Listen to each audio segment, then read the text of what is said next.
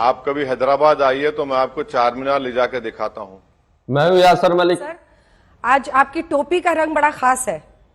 आप देख रहे हैं YS3 न्यूज। आप गलत से खाली टोपी पे मत जाइए। हाँ। हम खुद खास हैं।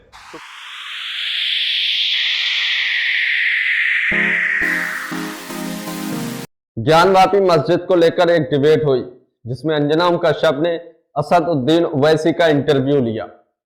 अंजनम कश्यप ने कुछ ऐसे सवाल पूछे ज्ञानवापी को लेकर जिसपे असदुद्दीन ओवैसी ने सीधे जवाब दिए और बड़े तगड़े जवाब दिए। अंजनम कश्यप और असदुद्दीन ओवैसी के बीच इस डिबेट में खूब ज्यादा प्यार देखने को मिला। कुछ ऐसी बातें भी देखने को मिली जिसे आप देखकर बड़ा हैरान हो जाएंगे।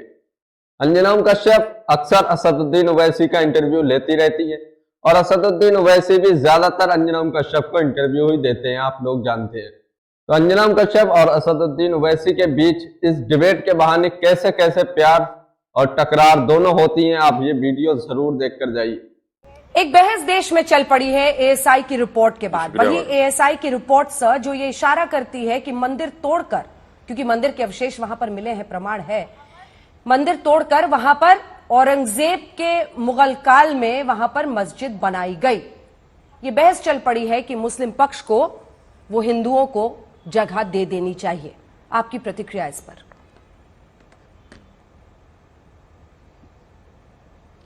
तो एएसआई की रिपोर्ट बाबरी मस्जिद के ताल्लुक से भी उन्होंने कहा था कि वहां पर मंदिर तोड़कर मस्जिद बनाई गई, जो गलत साबित हुई। सुप्रीम कोर्ट ने उसको कबूल नहीं किया। और डिफरेंस ये है कि बाबरी मस्जिद के वक्त बाज़ाब्ता एक एक्सकेवेशन हुआ था और यहां पर सिर्फ एक सर्वे हुआ है। तो ये बात हम कबूल करने के लिए हरगिज तैयार नहीं है कि एक सर्वे और जब एक्सकवेशन की रिपोर्ट सुप्रीम कोर्ट में स्टैंड नहीं करी तो सर्वे की रिपोर्ट कैसे स्टैंड करेगी। और जहां तक अगर आज हम कहीं पर भी खोदना शुरू कर दें तो कुछ ना कुछ मिलेगा, तो क्या इस पर यह कह देंगे कि ये तोड़कर बनाई गई है? तो ये बिल्कुल गलत है। ये रिपोर्ट जो भी होगी उस कोर्ट में इसको चैलेंज किया जाएगा, उस कोर्ट में उसको बताया जाएगा कि रिपोर्ट कैसे गलत है, और उसके बाद देखते हैं कोर्ट का क्या फैसला आता है। और रहा सवाल कि तय खाने में पूजा शुरू की गई, तो मुझे नहीं मालूम कि तय खाने में पूजा होती है या कबूल होती है। बहरहाल वो तो एक्सपर्ट्स बताएंगे। 1993 से बंद थी। 17 जनवरी को मौजिल जज साहब ने रिसीवर अपॉइंट किया और 31 जनवरी को उन्होंने अपने रिटायरमेंट के आखिरी दिन कोई लीगल रीजनिंग दिए बगैर जज साहब ने कह दिया कि मेरी राय में पूजा होनी चाहिए, पर लीगल रीजनिंग भी आप नहीं देते। फिर प्लेसेस ऑफ वर्शिप एक्ट 1991 क्यों है हमारे पास? तो ये वो गलत फैसला था 31 जनवरी का। अब उसको दोबारा सही करके उसको दोनों को चैलेंज किया जाएगा, 17 जनवरी के ऑर्डर को भी और 31 जनवरी के ऑर्डर को भी।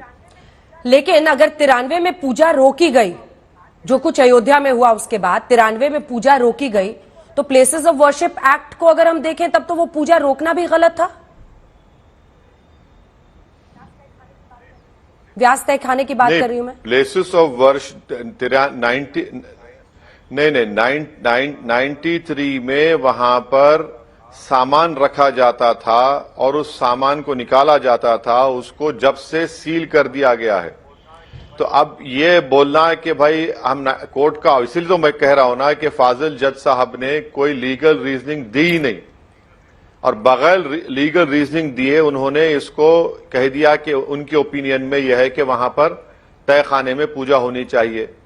प्लेसेस ऑफ वर्शिप एक्ट जब आया, जब जो स्टेटस है उसको बरकरार रखना जरूरी है।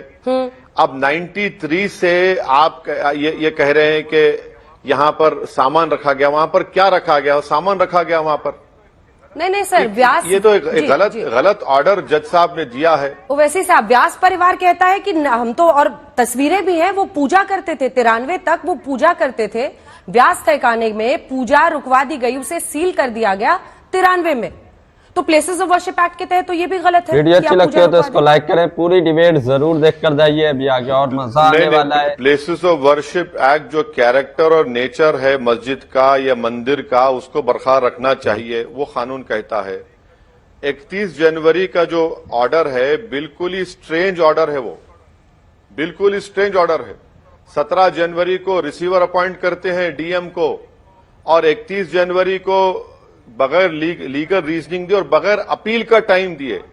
और सोने पे सुहागा यह है कि बीजेपी की सरकार 7 घंटे के अंदर आप रातों रात जाकर उसको खुलवा देते हैं। अबे मैं अगर पार्टी हूं तो मुझे तो अपील का तो टाइम मिलना चाहिए ना, आप वो भी नहीं देखते। पर ये तो कोर्ट ने ही कहा ना सर कि 7 दिन के अंदर आप पूजा शुरू कर दीजिए, तो 7 दिन तो तब से ही शुरू हो जाता है जब से फैसला आ गया। इसमें ये गलत कैसे है? कानूनी तौर पर गलत तो आप तो 7 दिन का अगर टाइम दिया गया तो मुझे अपील तो करने दीजिए।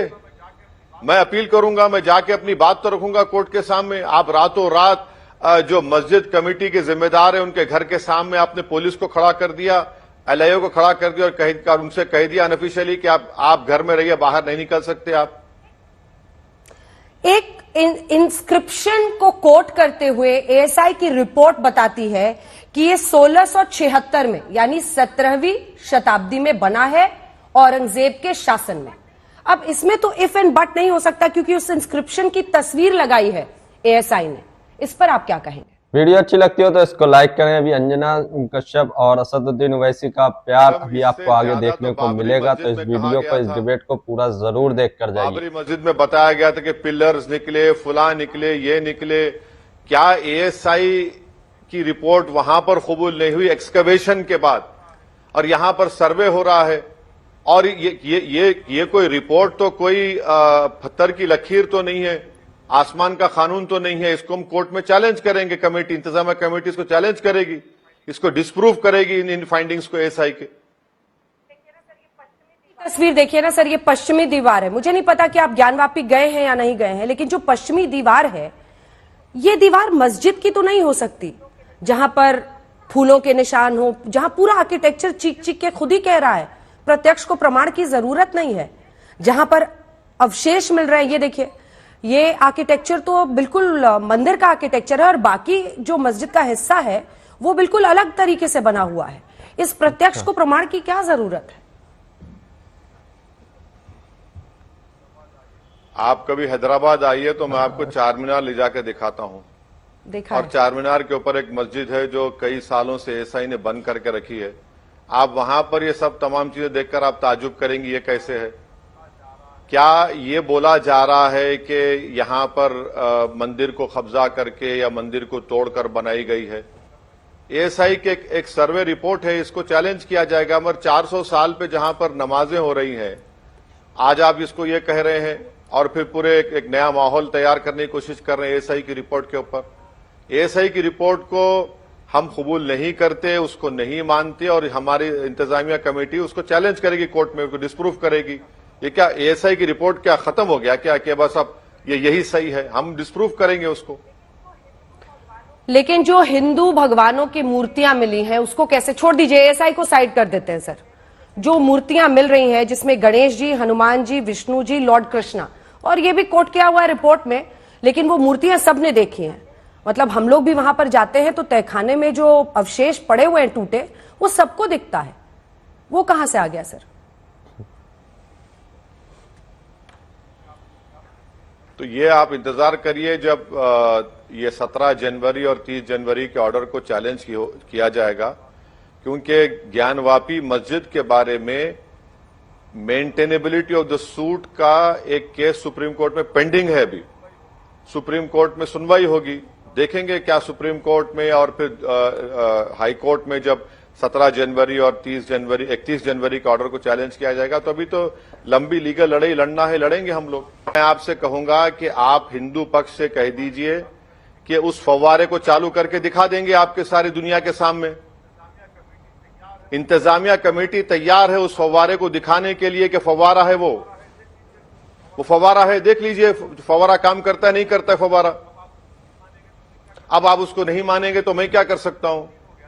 अब वो तो सील हो गया ना, आपने उसको सील कर दिया। के आकार को देख के नीचे आपने सुनिए, बोलिए। मस्जिद के नीचे आपने पूजा को शुरू करवा दिया, आपने वजू खाने को बंद करवा दिया। तब ये तो हो रहा है। अब वजू खाना है वो, अब से नहीं, पुराना वजू खाना है वो। ये कोई 40 साल 50 साल पुराना वजू खाना नहीं, उसको चालू करके दिखा सकते आज भी कमेटी के लोग। अगर कोर्ट इजाजत देगा तो कोर्ट को बता देंगे वो। सर वो तो किसी भी पत्थर में ड्रिलिंग कर दी जाए और पानी निकाल दिया जाए तो फव्वारा बन जाता है, ये हम और आप भी जानते हैं, ये सामान्य जानकारी है। सवाल ये है कि इस आकार का फव्वारा शायद देश में एकमात्र। हाँ, जी ऊपर का फिक्सेशन जांच हो जाए ना सर, एएसआई जांच कर ले।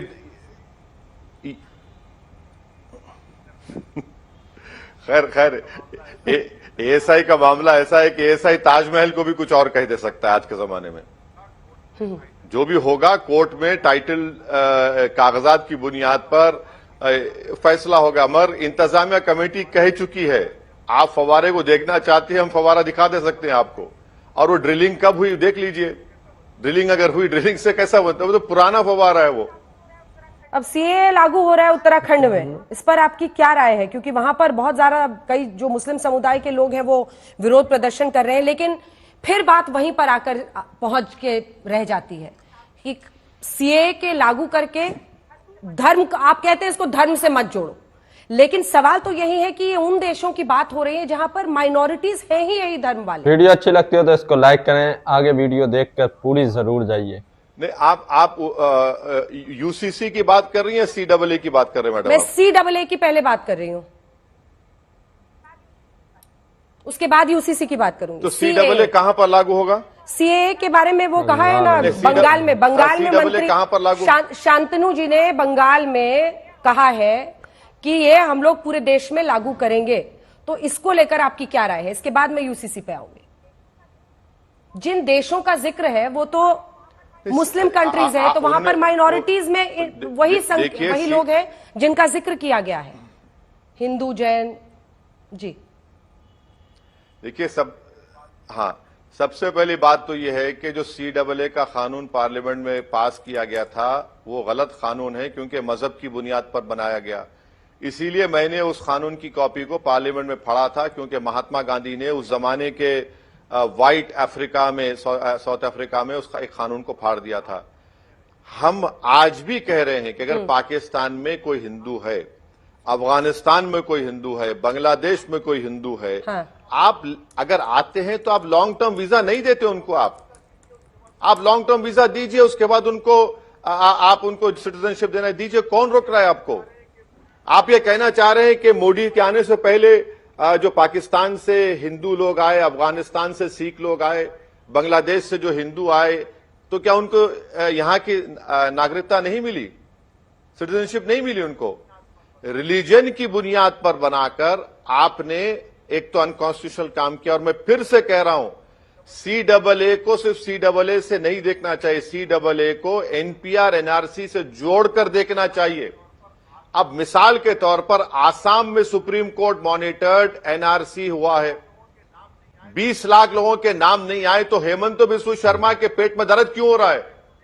वो क्यों कह रहे हैं कि मैं इसको नहीं मानता? अरे सुप्रीम कोर्ट मॉनिटर्ड था वो। तुम इस देश में सबसे बड़ी जरूरत है ऐसे कानून की उन मर्द हजरात को कंट्रोल करने के लिए जो शादी तो करते हैं और अपनी बीवी को छोड़ देते हैं, डिजर्ट कर देते हैं। तीसरी बात यह है कि ये जो आर्ग्यूमेंट पेश किया जाता है, भाई अगर मुसलमान अगर सेकंड मैरिज करता है तो उसको वाइफ कहलाते हैं, उसको वाइफ बोलते हैं, उसको रहने के लिए घर मिलता, उसको सोसाइटी में स्टेटस मिलता। और जब बाबा साहेब अंबेडकर ने संविधान बनाया, उस जमाने में ये जो एक्ट था उसको डिस्टर्ब नहीं किया बाबा साहेब अंबेडकर ने। ये कौन होते हैं भाई? क्या ये लोग बाबा साहेब अंबेडकर ज्यादा काबिल लोग हैं? मुस्लिम मैरिज एक्ट कब कहे बताइए? तो आप ये सब यूनिफॉर्म सिविल कोड कुछ नहीं, आप सिर्फ मुसलमानों को मजहब इस्लाम से दूर करना चाहते हैं। एग्जेम्पशन दे देंगे हिंदू सोसाइटी को, आप जैसा हिंदू मैरिज एक्ट में दिया, हिंदू सक्सेशन एक्ट में दिया, हिंदू एडॉप्शन एक्ट में दिया। और आप वही करने जा रहे हैं। आप ट्राइबल को एग्जाम कर रहे हैं। क्यों कर रहे हैं ट्राइबल को एग्जाम? फिर यूनिफॉर्म कहां रहेगा? वो कौन सा होगा? मिताक्षरा स्कूल ऑफ थॉट का होगा या दयाबागा स्कूल ऑफ थॉट का होगा? उनको बताएं। आप चलिए सुनिए। ठीक है, आगे भी इस पर बातचीत आपसे होगी और बहुत बहुत धन्यवाद आपका। लेकिन on a lighter note sir, आज आपकी टोपी का रंग बड़ा खास है। मैडम हम खुद खास हैं, आप गलत से खाली टोपी पे मत जाइए, हम खुद खास हैं। तो दोस्तों, आपने ये डिबेट देखी जिसमें अंजना कश्यप ने असदुद्दीन ओवैसी का इंटरव्यू लिया। ज्ञानवापी मस्जिद के जो सर्वे चल रहा है और जो एएसआई की रिपोर्ट पेश की गई है कोर्ट में, उसको लेकर अंजना कश्यप ने असदुद्दीन ओवैसी से कुछ तीखे सवाल किए। तो वहीं पर असदुद्दीन ओवैसी ने उन सवालों के जवाब बड़े तीखे अंदाज में दिए और बड़े प्यार से दिए। आप लोगों ने ये डिबेट देखी होगी। तो वहीं पर अंजना कश्यप और असदुद्दीन ओवैसी के बीच में इस डिबेट में प्यार भी देखने को मिला, जो एक बहुत अच्छी बात है। अगर आपको ये वीडियो अच्छी लगी हो तो इसको लाइक करें और हमारे चैनल YS3 न्यूज़ को सब्सक्राइब करें। अगर आप गोदी मीडिया का विरोध करते हैं तो हमारे चैनल YS3 न्यूज़ को सब्सक्राइब जरूर करके जाइए।